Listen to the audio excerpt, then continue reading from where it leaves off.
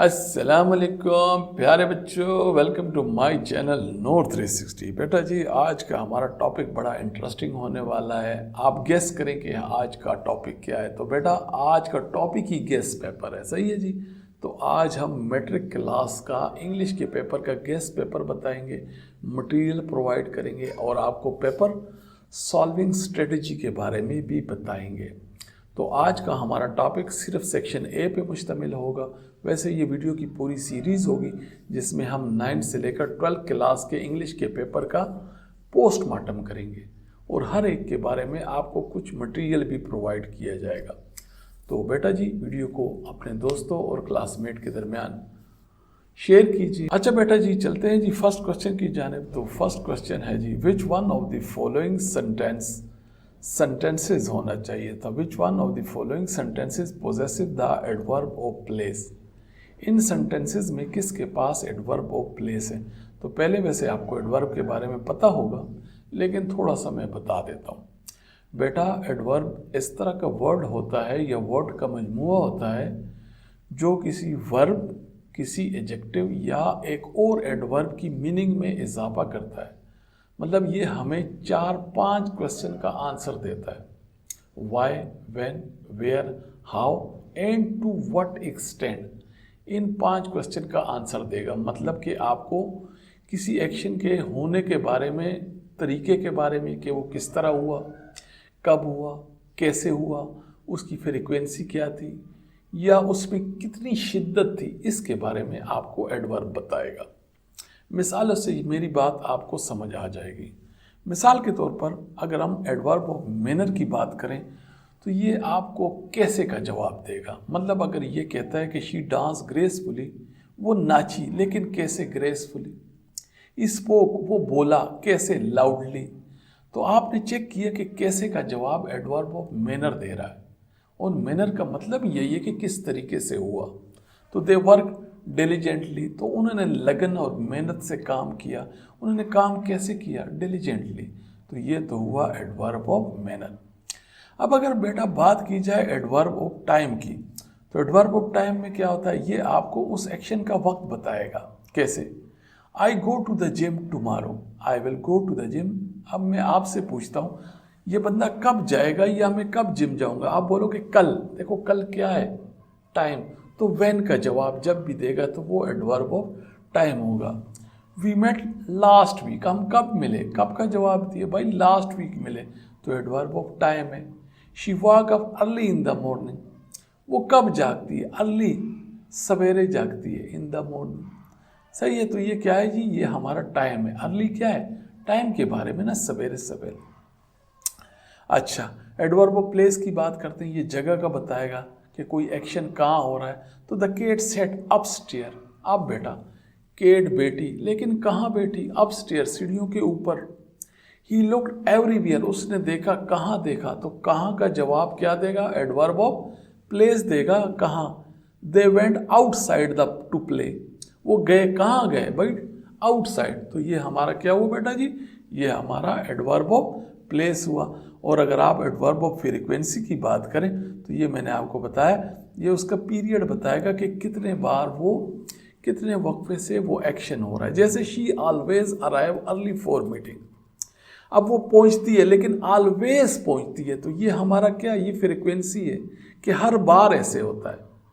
She rarely, कि बाज औकात, शाज़ो नाजिर बार ऐसे होता है कि वो फास्ट फूड खाती है।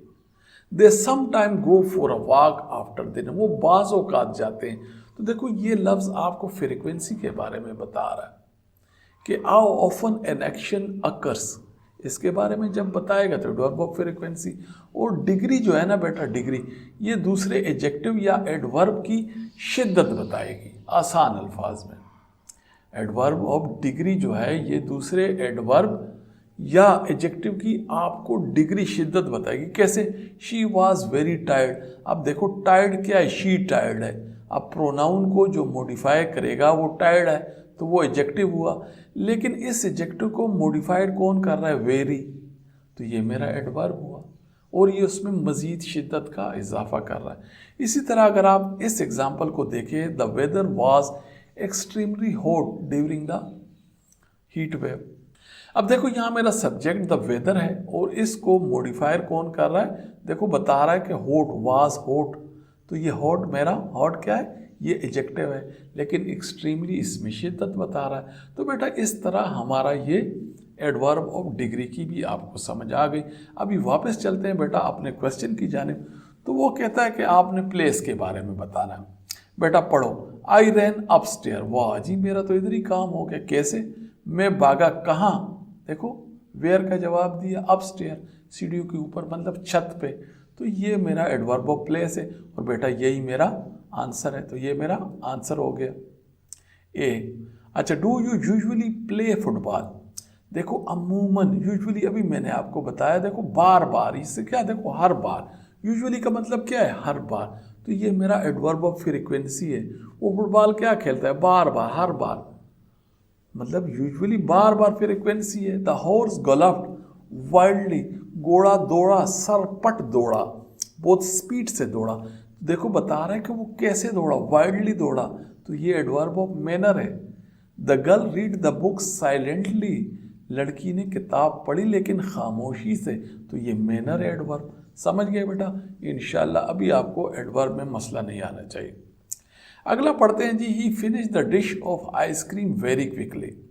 अच्छा बेटा एक बात आपको बताऊं, इस तमाम ग्रामर की जो मुकम्मल जो कंप्रिहेंसिव वीडियो है ना, वो आप प्लेलिस्ट में जाएंगे और वहाँ से आपको मिल सकती है अगर आपके पास टाइम है। तो एग्ज़ाम रिक्वायर्ड या एग्ज़ाम ओरिएंटेड के नाम से पूरी एक प्लेलिस्ट है जिसमें ग्रामर जो एग्ज़ाम 9 से लेकर 12 तक के लिए जो ग्रामर चाहिए वो वहाँ मैंने डाल दी है। जो नहीं डाली तो इंशाल्लाह आगे अपलोड कर दूंगा। अच्छा जी, he finish the dish of ice cream very quickly, बोलता है कि बताओ कि इसमें एडजेक्टिव फ्रेज कौन सा है। फ्रेज, तो देखो फ्रेज क्या होता है, ऐसा अल्फाज का मजमुआ जो सेंस तो दे लेकिन कंप्लीट सेंस न दे, और दूसरी बात यह है कि उसमें कोई आपके पास सब्जेक्ट वर्ब की कम्बिनेशन नहीं होना चाहिए, क्योंकि आपको पता है क्लास भी इस तरह होता है कि वो भी या सेंस दे भी सकता है कंप्लीट या नहीं भी, लेकिन उसकी शर्त यह कि फ्रेज और क्लास का फ़र्क यही है कि फ्रेज में वर्ब और सब्जेक्ट और वर्ब की कम्बिनेशन नहीं होगी।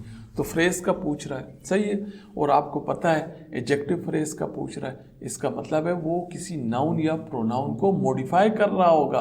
और आपको पता है नाउन और प्रोनाउन क्या होते हैं, या सब्जेक्ट होता है या ऑब्जेक्ट होता है या कॉम्प्लीमेंट भी हो सकता है किसी वर्ब का, लेकिन आपका सब्जेक्ट और ऑब्जेक्ट में भी मैंने देखा है कि काम हो जाएगा। देखो ही मेरा सब्जेक्ट है, इसके बारे में कोई बात नहीं बताई उसने।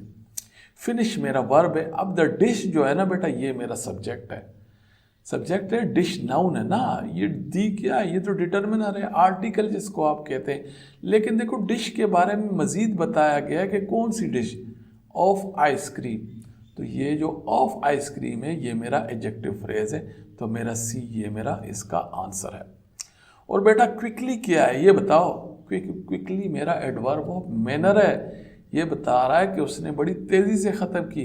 अब आप कहोगे फिर वेरी क्या है, बेटा ये एडवर्ब ऑफ डिग्री है, ये क्विकली को एक और एडवर्ब को मॉडिफाई कर रहा है। समझ तो गए होंगे, सही है बेटा। चले जी क्वेश्चन नंबर 3 पे चलते हैं। The student need to submit in days to complete the application for admission. देखो कुछ इन्होंने कुछ इस तरह ना कंफ्यूजिंग किस्म की स्पेलिंग दी होती है। अब 4 में से एक सही है, वो आपने उसमें से चुननी होती है, लेकिन ज़्यादातर ऐसे होता है कि वैसे मैंने तो आपको लिस्ट बना दी बेटा, ये वो सारे मेरे हिसाब से ना बेटा, अगर आप ये 50 याद कर लें और अगर टाइम बचता है तो नीचे वाले 50 याद कर लें वीडियो पास करके, तो इंशाल्लाह आपका काम चल जाएगा। इसी स्पेलिंग में से आपके काम हो जाएंगे। ये ज़्यादा कंफ्यूजिंग है, बाकी लोगों को आते हैं।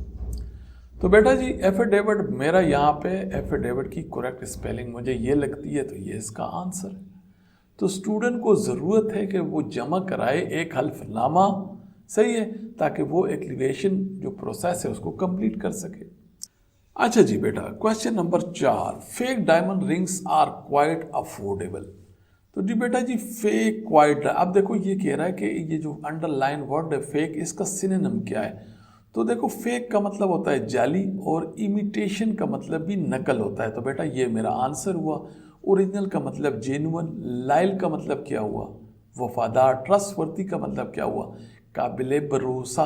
तो ये तो बेटा जी वोकेबलरी है, मैंने आपको कुछ यहाँ पे सिनोनिम दिए हुए हैं, वोकेबलरी मैंने भी आपके लिए गेस किए, ये सारे आप याद करेंगे और इंशाल्लाह आपका काम हो जाएगा। मैं स्क्रॉल डाउन करता हूँ, आप वीडियो को पास कीजिएगा और इनको याद कीजिएगा। ये सारे इनके आपको मैंने वर्ड्स लिख के दिए, आगे इसके दो दो सिनोनिम लिखे हुए हैं, तो इनको आप याद करेंगे। और मेरे पास इतना टाइम तो नहीं है, वीडियो लंबी हो जाएगी, बस मैं इसको स्क्रॉल डाउन करता हूँ, आप याद कर लीजिएगा। और बेटा अगर इस जुमले की हम पार्सिंग करें, पार्सिंग का मतलब इसको हर वर्ड का ग्रामेटिकल स्ट्रक्चर देखें, तो देखो यहाँ मेरा सब्जेक्ट रिंग है, क्यों, देखो डायमंड रिंग। अब ये डायमंड इस रिंग का एडजेक्टिव है डायमंड, और ये फेक क्या बता रहा है कि वो डायमंड फेक है। तो देखो एडजेक्टिव के बारे में जो मज़ीद मॉडिफाई हो रहा है वो मेरा एडवर्ब है, तो ये फेक मेरा एडवर्ब हुआ, ये मेरा एडजेक्टिव हुआ, और रिंग्स मेरा सब्जेक्ट है, आर जो है ना मेरा वर्ब है, अफोर्डेबल मेरे एडजेक्टिव है, और क्वाइट मेरा एडवर्ब है। समझ गए बेटा, ये मैंने वैसे कर दिया आपके लिए। अच्छा, अगर क्वेश्चन नंबर 5 पे चलें बेटा, at the end of the speech the whole assembly gave the speaker a standing dash.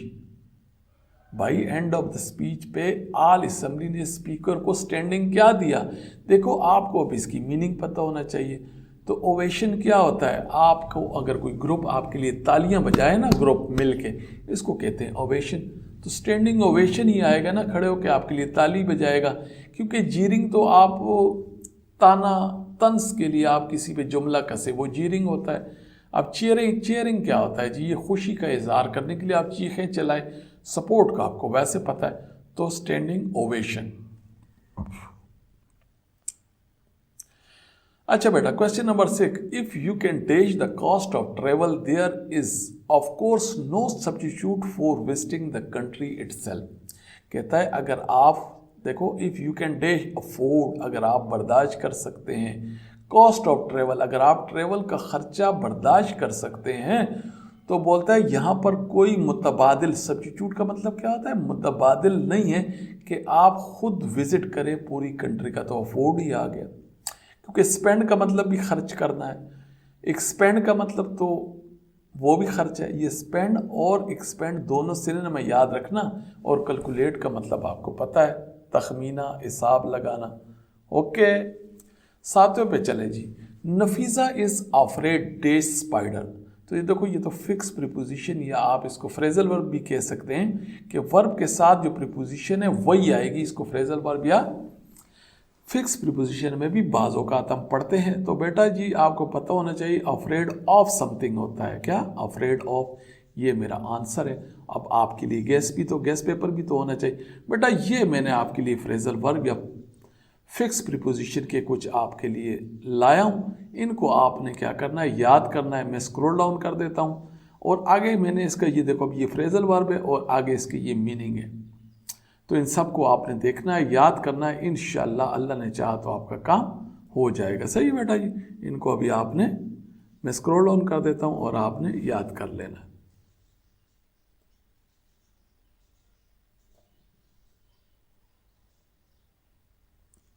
Okay, अच्छा बेटा, identify the simple sentence from the sentence given below. जो नीचे सेंटेंस दिए गए आपने इसमें से सिंपल सेंटेंस, तो बेटा simple sentence, compound sentence, complex sentence, compound complex sentence, ये होते हैं स्ट्रक्चर वाइज टाइप सेंटेंस की। इसमें मुकम्मल वीडियो बनी हुई है, लेकिन यहाँ मैं आपको बता देता हूँ। लेकिन इससे पहले आपको थोड़े दो क्लासेस के बारे में पता होना चाहिए कि एक डिपेंडेंट क्लास होता है और एक इंडिपेंडेंट क्लास होता है। अब डिपेंडेंट क्लास डिपेंडेंट क्यों होता है, क्योंकि वो मुकम्मल मीनिंग नहीं देता बगैर इंडिपेंडेंट क्लास के, और इंडिपेंडेंट क्लास जैसे नाम से ज़ाहिर है वो अपनी मीनिंग बगैर के लिए किसी का मोहताज नहीं होता। अब इसकी आइडेंटिफिकेशन बड़ी आसान है बेटा। आइडेंटिफिकेशन कैसी, आपको थोड़ा सा इन चीज़ों को देखना है। आपने कुछ इन कोऑर्डिनेट कंजंक्शन को याद करना है। अगर याद नहीं होते, देखो ये मैंने आपको इसकी नुमेनिक, ये मैंने आपको इसकी लिख दी, फेन वॉइस, जैसे फेन का ये देखे फार, एंड, नॉर, बट, और, यट, सो, ये कंजंक्शन क्या है, ये को रिलेटिव कंजंक्शन है बेटा। ये जब भी दो क्लासेस को जोड़ेंगे तो वो इंडिपेंडेंट क्लास होंगे। तो आप समझ जाओ, जब भी दो या दो से ज़्यादा इंडिपेंडेंट क्लास को जोड़ेंगे सिर्फ ये अगर बीच में हो, दूसरा कोई सबऑर्डिनेट कंजंक्शन ना हो, सिर्फ ये वाले जुड़े हुए हैं, तो वो हमारा कंपाउंड सेंटेंस होगा। ओके, आप इंडिपेंडेंट क्लास को पहचान गए कि उनके दरमियान ये वाले आएंगे, तो इनसे जुड़े हुए क्लास आपस में इंडिपेंडेंट होंगे। अब आप एक और भी होते हैं, वैसे इसके अलावा ट्रांजिशनल डिवाइस से भी इंडिपेंडेंट क्लास को जोड़ा जाता है, लेकिन वो नीचे आएंगे, कुछ ट्रांजिशनल जो है ना वो डिवाइस नीचे आएंगे, जिनको हम एडवर्बियल कंजंक्शन भी कहेंगे, उसकी लिस्ट मैं आपको नीचे दे दूंगा, लेकिन यहाँ तक आप अब समझ लें। अब दूसरे बात आ गई जी, डिपेंडेंट क्लास क्या होते हैं। देखो बेटा, डिपेंडेंट क्लास या तो रिलेटिव कंजंक्शन इनसे जुड़े होते हैं। अच्छा, रिलेटिव कंजंक्शन जब भी इनसे कोई क्लास जुड़ा होगा तो एक और चीज़ याद रखना, वो हमेशा एडजेक्टिव क्लास ही होगा। क्या होगा? हमेशा एडजेक्टिव क्लास होगा। जबकि सबऑर्डिनेटेड कंजंक्शन से अगर कोई क्लास जुड़े होंगे तो वो एडवर्ब भी हो सकता है, एडजेक्टिव भी हो सकता है, नाउन क्लास भी हो सकता है, और भी बहुत सारे क्लास हो सकते हैं। सही है, तो आप ये सबऑर्डिनेटेड कंजंक्शन को याद रखें। और फेन बॉयज, वैसे एक बात बताऊं, अगर आप ये फेन बॉयज याद रख लेंगे ना, तो बाकी जो भी कंजंक्शन होगा तो वो इन्हीं में आएगा ना, सबऑर्डिनेट कंजंक्शन में आएगा, तो वो आपका डिपेंडेंट क्लास होगा। तो जब भी बेटा एक, अगर कम से कम एक डिपेंडेंट क्लास हो और एक इंडिपेंडेंट क्लास हो, डिपेंडेंट क्लास ज़्यादा भी हो सकते हैं, लेकिन एक इंडिपेंडेंट क्लास और एक या एक से ज़्यादा डिपेंडेंट क्लास होंगे तो उसे हम कम्प्लेक्स सेंटेंस कहेंगे। ओके, और बेटा अगर दो इंडिपेंडेंट और कम से कम एक डिपेंडेंट क्लास हो, दो से ज़्यादा इंडिपेंडेंट भी हो सकते हैं, तो उसे कंपाउंड कम्प्लेक्स कहेंगे। एग्जाम्पल से आपको समझाता हूँ, समझ आ जाएगी। अच्छा बेटा, अगर पहले को आप स्टडी करें तो because you scored the highest on the test. देखो बिकॉज आ गया, मुझे पता चल गया यार ये तो सबऑर्डिनेट कंजंक्शन है। तो देखो एक डिपेंडेंट क्लास तो ये हुआ, because you score the highest on the test. और देखो आगे कोई इसके जो है ना, अब ये कंजंक्शन आ गया ना, इस फिर कंजंक्शन की जरूरत नहीं है, कामा है। सही है। और अगर इस जुमले को ऐसे लिखा होता, you will get a prize from your teacher today because you score a highest on the test, ये इसका स्ट्रक्चर इस तरह भी हो सकता था। अब देखो इंडिपेंडेंट क्लास क्या है, ये वाला है, you will get a prize from your teacher, तो एक इंडिपेंडेंट और एक डिपेंडेंट, तो बेटा ये हुआ कम्प्लेक्स। उसने तो कम्प्लेक्स का नहीं पूछा, उसने तो सिंपल पूछा, ये मेरा जवाब नहीं है। अच्छा जी, द टीचर, अच्छा दोस क्लाउड प्रॉमिस रेन, बोलता है वो जो बादल है ना, वो बोलता है इनसे लगता है कि बारिश होगी, तो we should hurry before we get caught in the flash flood. अच्छा बेटा, जैसे मैंने आपको बताया ना कि ये फेन बॉयज होते हैं, एक चीज़ मैं आपको बताना भूल गया, बाज़ औक़ात इन फेन बॉयज़ की जगह हम सेमी कॉलन भी लगा देते हैं। तो जहाँ सेमी कॉलन भी आप देखो ना, तो समझ जाओ कि दो इंडिपेंडेंट क्लास जोड़े हुए हैं। कैसे? देखो, दोस क्लाउड प्रोमिसेस रेन, आगे semicolon, and we should hurry before. देखो अब ये भी इंडिपेंडेंट क्लास होगा, we should hurry, independent clause पूरा। अब देखो ये डिपेंडेंट क्लास है, before we get caught in the flash flood. तो जैसे ये अभी देखो, ये एक डिपेंडेंट और दो इंडिपेंडेंट, तो बेटा ये कंपाउंड कम्प्लेक्स हुआ। और जैसे कि नाम से जाहिर है बेटा, कंपाउंड कम्प्लेक्स का मतलब कंपाउंड भी और एक उसमें डिपेंडेंट क्लास से वो कम्प्लेक्स भी। तो दो इंडिपेंडेंट से कंपाउंड, एक डिपेंडेंट से कम्प्लेक्स, तो कंपाउंड कम्प्लेक्स। अब देखो, the largest mammal is found in the sea. जो मैंने आपको बताया सिंपल सेंटेंस क्या होता है, ये एक इंडिपेंडेंट क्लास होता है, एक ही क्लास। और एक क्लास का मतलब क्या होगा, उसमें एक ही सब्जेक्ट और एक ही वर्ब होगा। इसके अलावा फ्रेज, मॉडिफायर, उससे स्ट्रक्चर पे कोई फर्क नहीं पड़ेगा। जैसे देखो द लार्जेस्ट मैमल, तो देखो मैमल मेरा सब्जेक्ट है, क्या है जी, ये मैमल मेरा सब्जेक्ट है, द लार्जेस्ट मेरा एडजेक्टिव है, इज मेरा यहाँ पे क्या है, ये मेरा वर्ब है, फाउंड मेरा एडजेक्टिव है। फाउंड क्या है, देखो मैमल क्या है, फाउंड है, एडजेक्टिव है। इन द सी, तो देखो एक ही मेरा सब्जेक्ट है, मैमल एक ही वर्ब है, एक ही क्लास है, सेंस पूरा दे रहा है, तो बेटा जी ये मेरा सिंपल सेंटेंस, यही मेरा आंसर है। I was feeling really sick, देखो ये एक independent class. So I had to go to the doctor, देखो I had to go to the doctor, ये एक और इंडिपेंडेंट, क्यों, सो से जुड़ा हुआ है। अब सो क्या है जी, सो मेरा कोऑर्डिनेट कंजंक्शन है, अभी बताया फेन बॉयज में सो आता है। ओके बेटा। अच्छा, the end of the lesson, the teacher said home work dash the end of the lesson. देखो सेट एट होता है, क्या होता है, ये देखो फिक्स प्रीपोजिशन है सेट एट, या फ्रेजल वर्ब आप इसको कह दें तो सेट एट द एंड। तो देखो ये सेट एट होता है, क्या होता है, सेट एट। इस तरह के मैं आपके लिए कुछ और जुमले लाया हूँ, उन चीज़ों को आप देख लें और इनको भी एक बार स्टडी करें और इंशाल्लाह काम हो जाएगा। जैसे द स्टूडेंट सेट क्वाइटली, देखो सेट इन द क्लासरूम होता है, क्या होता है, सेट के साथ सेट इन द क्लासरूम होता है। The party will take place at the, देखो take place at the park होता है। Let's meet at the coffee, meet कहाँ होता है, at the coffee, meet at coffee होता है। अच्छा, शी इज थिंकिंग अबाउट होता है। तो ये सारे मैंने आपको लिख दिए। वी लर्न समथिंग के बारे में लर्न अबाउट होता है। देखो कर्ल्ड अप इन होता है, कर्ल्ड अप के साथ इन होगा। ये अराइव्ड एट होगा, सही। तो ये सारे मैंने लिख दिए, स्क्रॉल डाउन में कर देता हूँ, आप इसको खुद समझ लेंगे, सियाने तो हैं आप, तो इंशाल्लाह आपका काम हो जाएगा। अच्छा जी, अगर हम लोग चले क्वेश्चन नंबर 10 पे, तो आई प्लेड दी गिटार। अच्छा बेटा याद रखना कि जो भी म्यूजिकल इंस्ट्रूमेंट होगा तो उससे पहले दी इस्तेमाल होता है। ये आर्टिकल का वैसे एक रूल बता दिया। तो आई played the guitar but my brother played, अब देखो पियानो उसका है ना, तो इसके लिए आपको पर्सनल प्रोनाउन का पता होना चाहिए। वैसे ये बताओ बेटा, वैसे मैं आपको बताऊं, ये है ना, ये देखो उसका बाई है ना, मेल है, मेल का जो पोजेसिव आपका जो एडजेक्टिव है ना वो हिज होता है, तो इसका आंसर तो इज है। वैसे अगर आप इस तरह पढ़ लो, I played the guitar but my brother played piano, ये स्ट्रक्चर के हिसाब से कौन सा सेंटेंस है बता सकते हैं बेटा, कंपाउंड है। देखो I played guitar, the guitar एक इंडिपेंडेंट क्लास, और बट आपको पता है कोऑर्डिनेटिंग कंजंक्शन है। माई ब्रदर प्लेड इस पियानो दूसरा इंडिपेंडेंट क्लास, तो कंपाउंड सेंटेंस हुआ। और ये मैं आपको थोड़ा सा इसका भी ब्रीफ दे दूं बेटा कि आपको पर्सनल प्रोनाउन की थोड़ी सी नॉलेज होनी चाहिए। ये हमारे पर्सनल प्रोनाउन होते हैं, आप खुद देख लेंगे, I we you he she it they, ये पर्सनल प्रोनाउन है। ये ऑब्जेक्टिव केस है इनके, अगर ऑब्जेक्ट में आते हों तो इस तरह इस्तेमाल होगा।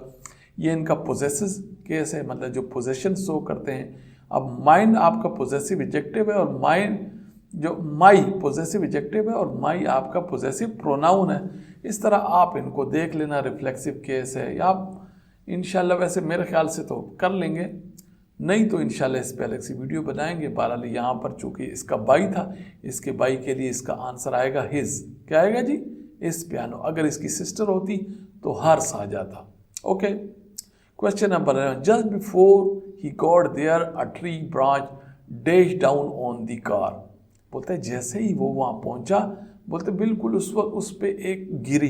तो देखो ये जो सेंस दे रहा है ना, जिस टेंस में ये है उसी टेंस में अगला सेंटेंस भी होना है। अ ट्री ब्रांच फेल डाउन, तो वैसे ये आप अगर क्रैश्ड आएगा, क्या आएगा जी, क्रैश्ड आएगा, क्योंकि दोनों का सेंस एक है, टेंस एक होगा। वैसे आप मुझे बताओ सेंटेंस कौन सा हुआ। देखो बिफोर आ गया, सबऑर्डिनेट कंजंक्शन, बिफोर ये जस्ट तो टाइम क्या एडवर्ब ऑफ टाइम है ना, बता रहा है। तो ही गॉट देयर, तो देखो ये आपके पास डिपेंडेंट क्लास हुआ, और a tree branch crash down on the car, ये इंडिपेंडेंट हुआ। तो एक इंडिपेंडेंट क्लास एक डिपेंडेंट क्लास, तो ये कम्प्लेक्स सेंटेंस हुआ। एडिशनल इंफॉर्मेशन है, कहते हैं जी a lion has no leg. तो पोएटिक डिवाइस और फिगर ऑफ स्पीच ये क्या होते हैं, ये आपका मेकअप होते हैं। लिटरेचर का जो आप लिखते हैं ना, उसका मेकअप किस तरह किया जाता है, जिस तरह लड़कियां करती है बेटा, तो ये आप इनका कर सकते हो खूबसूरती पैदा करने के लिए, या उसको ज़्यादा अफेक्टिव बनाने के लिए हम फिगरेटिव स्पीच या पोएटिक डिवाइस इसको भी कहते हैं। तो पर्सोनिफिकेशन क्या होता है, मेटाफोर, सिमिली, एलिट्रेशन, एक एक करके देख लेते हैं। तो सेंटेंस हमारा है कि a lion has no leg. तो पर्सोनिफिकेशन को देख लो बेटा। तो पर्सोनिफिकेशन ये होता है कि आप जब कोई बेजान चीज़ को ना, किसी जानदार चीज़ का कोई करेक्टर या खूबी उसको दे देना, एट्रीब्यूट कर दें, तो उसको हम पर्सोनिफिकेशन कहते हैं। जैसे मैं कहता हूँ कि द स्टार डांस प्लेफुली, देखो बोलते हैं सितारे नाचते हैं, किस तरह, प्लेफुली। सितारे कभी नाचते हैं, ये तो किसी जिंदा चीज़ की प्रॉपर्टी है, तो पर्सोनिफिकेशन। द विंड विस्पर्ड, भाई विंड ने विस्पर्ड किया, चलती हुई हवा को विंड कहते हैं, तो विंड विस्पर कैसे कर सकती है, पर्सोनिफिकेशन। सन स्माइल कैसे कर सकता है, पर्सोनिफिकेशन।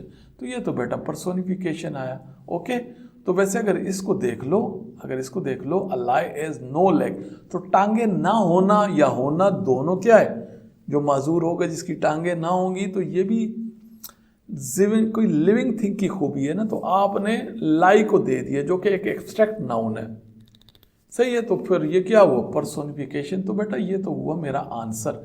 अब सिमिली को पढ़ते हैं। तो बेटा ये कंपैरिजन होता है क्या, एज और लाइक जैसे वर्ड इस्तेमाल करके आप दो मुख्तलिफ किस्म की चीज़ों को आप कंपेयर करें तो उसको हम सिमिली कहते हैं। जैसे अभी कहते हैं, मैं कहता हूँ he is brave as a lion. तो देखो एज अ लाइन का लफ्ज़ इस्तेमाल हुआ, वो बहादुर है उतना। अब लाइन और उसका मैंने कंपैरिजन किए, दो मुख्तलिफ चीज़ें, तो सिमिली है। लेकिन याद रखना है इसमें एज या लाइक जैसे अल्फाज लाजमी होंगे। He is as busy as a bee, तो वो उतना बिजी है जितना कि bee. She runs like the wind, वो तेज़ हवा की तरह दौड़ता है। तो एज और लाइक के अल्फाज होंगे, सिमिली होगा।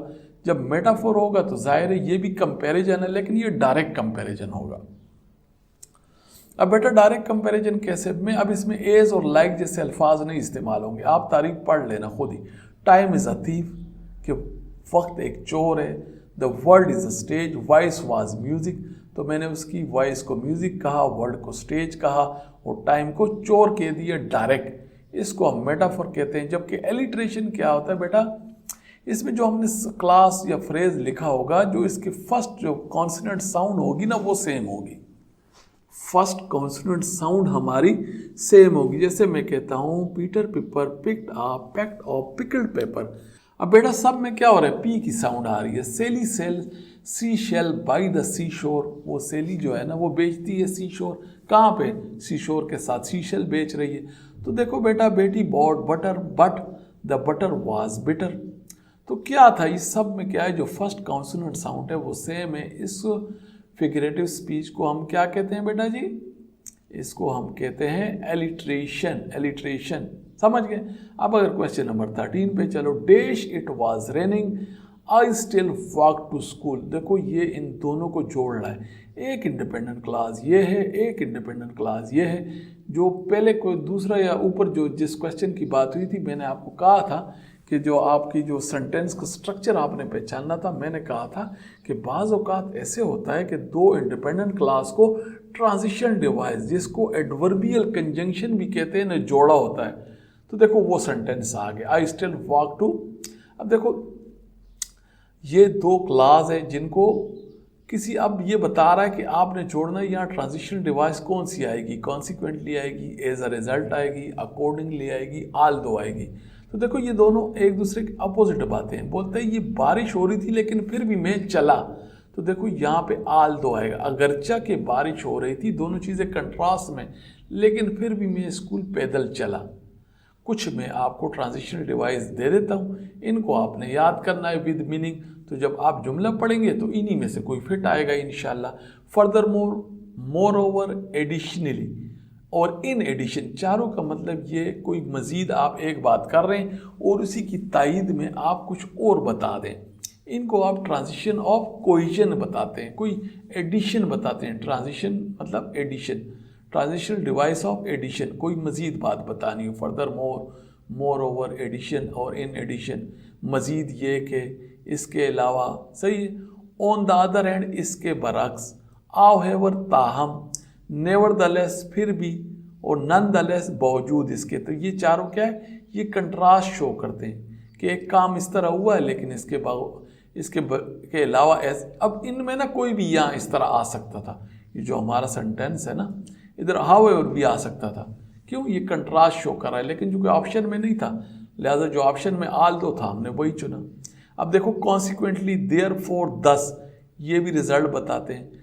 कॉन्सिक्वेंटली का मतलब नतीजे के तौर पर, देयरफॉर मज़ीद ये या इसलिए, और दस लिहाजा, इन कंट्रास्ट इसके बरक्स, और सिमिलरली इसी तरह, लाइकवाइज इसी तरह, सब्सिक्वेंटली नतीजे के तौर पर, एज अ रिजल्ट नतीजे के तौर पर, मीनवाइल इसके दौरान, फर्दर मोर मज़ीद, नॉनदलेस इसके बावजूद, इन कंक्लूजन एन लगा देना आप, सही, इन कंक्लूजन नतीजे के तौर पे। तो बेटा जो इंपॉर्टेंट ट्रांजिशन डिवाइस थी जो कि इंडिपेंडेंट क्लास को जोड़ते हैं वो मैंने आपको बता दी, आपने पास करके याद करना है। और ये मैंने आपको बताया कि भाई ये इंडिपेंडेंट क्लास को जोड़ता है, जब दो क्लास इससे भी जुड़े हों तो आपने इसको भी कंपाउंड सेंटेंस ही मानना है। समझ गए बेटा। अब अगर क्वेश्चन नंबर 14 को पढ़ें, I dash my mobile phone since 1999। देखो आप यहाँ देखेंगे सिंस देखेंगे या फार देखेंगे, आप फ़ौरन कहेंगे कि यार ये तो परफेक्ट कंटिन्यूस टेंस है, लेकिन बेटा ऐसा नहीं है। क्यों? देखो बेटा ये जो सेंस दे रहा है ना, ये पोजेशन का, एक चीज़ का होने का बता रहा है कि मेरे पास 2009 से मैं ये मोबाइल मेरे पास है। तो बेटा जब सेंस ऑफ फार आता है कोई शक नहीं है इसमें कंटिन्यूस, परफेक्ट कंटिन्यूस ही आता है, लेकिन कुछ वर्ब इस तरह है, इन्हें हम स्टेट वर्ब कहते हैं, ये एक्शन वर्ब नहीं होते, इनका प्रोग्रेसिव टेंस नहीं बनता है, चाहे वो प्रेजेंट कंटिन्यूस हो, पास्ट हो, कोई भी कंटिन्यूस हो या परफेक्ट कंटिन्यूस हो, इनके नहीं बनेंगे कंटिन्यूस।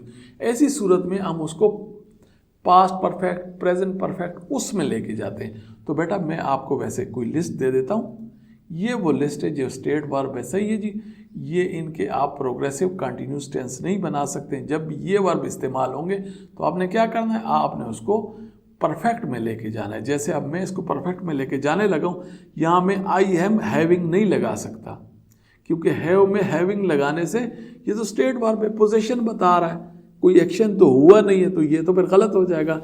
तो देखो हैव तो आएगा आई के साथ, तो ये तो मेरा ऑक्सिलरी हो गया, हेल्पिंग वर्ब। अब लगेगा हैव जो थर्ड फॉर्म है, तो उसकी है had. I have had my mobile phone since 2009। तो बेटा ये इसका करेक्ट ऑप्शन हुआ।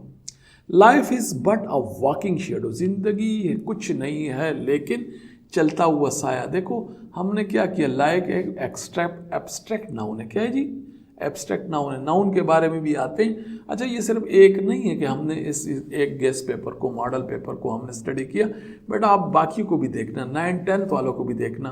अब ये आप 10th के लिए स्पेसिफिक है, लेकिन बेटा ये 9th वालों के लिए भी उतनी ही इंपॉर्टेंस है, क्योंकि सिर्फ लेवल वो बढ़ाते हैं, ग्रामर सेम है आपकी 9 से लेकर 12 तक। और इसी तरह जब मैं 9th 10th या फर्स्ट ईयर सेकेंड ईयर चाहे कोई भी पेपर आपका, मैं गेस्ट पेपर आपका मैं पब्लिश करूं, तो आपने उसको देखना है। तो यहाँ कह रहा है कि लाइफ को उसने क्या किया, एक एब्स्ट्रैक्ट नाउन था उसको वॉकिंग करा दिया, वही पर्सोनिफिकेशन। बाकी ऑलरेडी डिस्कस हो चुके हैं। तो बेटा जी अगली वीडियो तक के लिए अल्लाह हाफिज़। इंशाल्लाह अगली वीडियो में हम इसका सेक्शन भी देखेंगे। अल्लाह हाफिज़।